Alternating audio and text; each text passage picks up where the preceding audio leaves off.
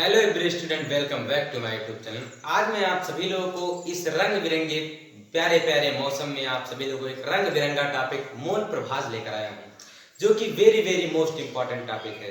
तो इसी रंग बिरंगे मौसम में मैं ये रंग बिरंगा टॉपिक का निपटारा करने वाला हूँ। मौन प्रभास क्या है? सबसे पहले आपको क्या देखना है, एक पात्र लेना है।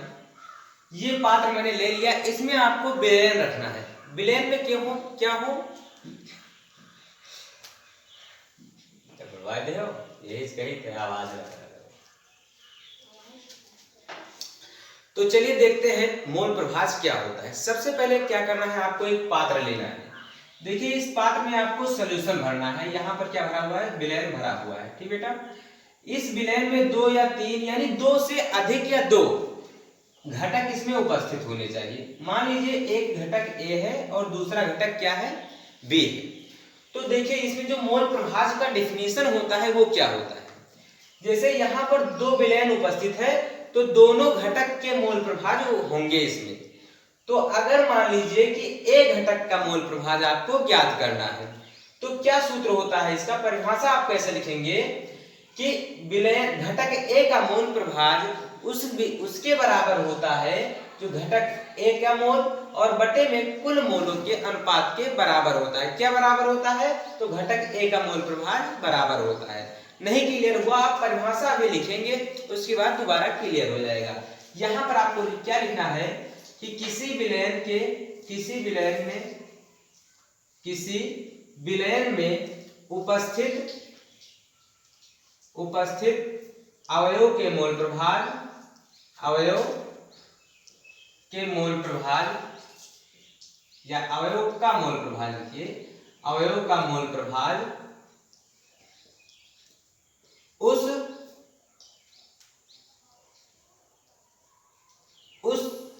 अवयव के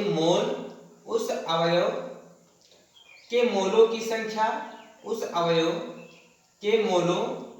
की संख्या तथा कुल मोलों की संख्या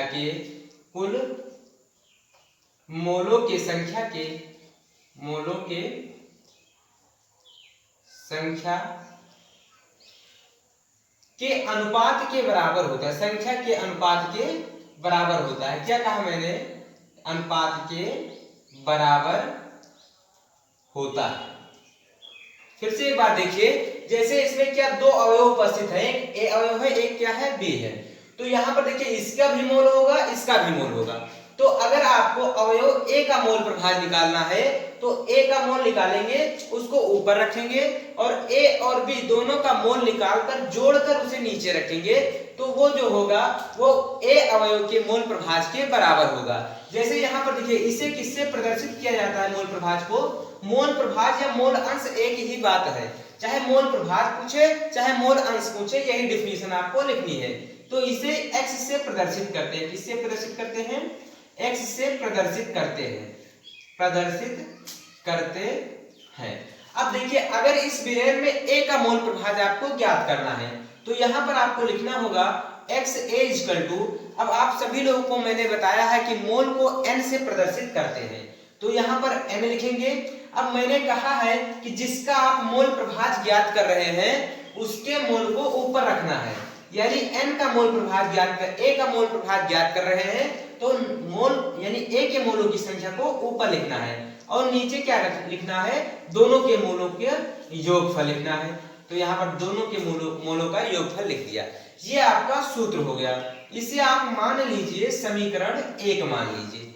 इसी प्रकार आपको क्या करना है, यदि b का मोल प्रभाज निकालना है तो इसी प्रकार आपको b का भी सूत्र लिखना होगा। तो यहाँ पर आप क्या लिखेंगे, NB बटे NA प्लस NB, इसे आप मान लीजिए समीकरण 2।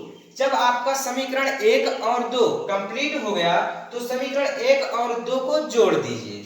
यहाँ पर देखिए मैं जोड़ रहा हूं, लिख दीजिए समीकरण 1 और 2 को जोड़ने पर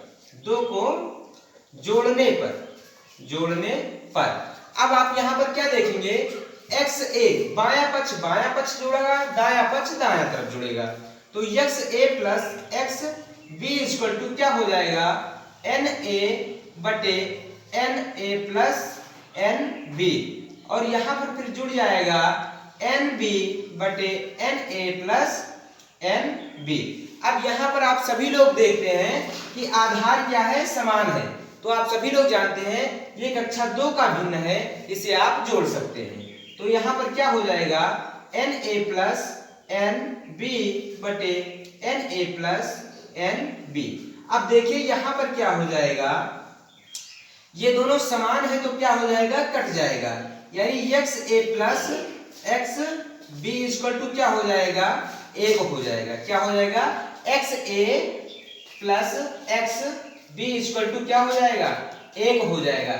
यानी इससे क्या निष्कर्ष निकलता है, इससे ये निष्कर्ष निकलता है कि विलयन में उपस्थित सभी अवयवों के मोल प्रभाजों का योग क्या होता है, सदैव 1 होता है।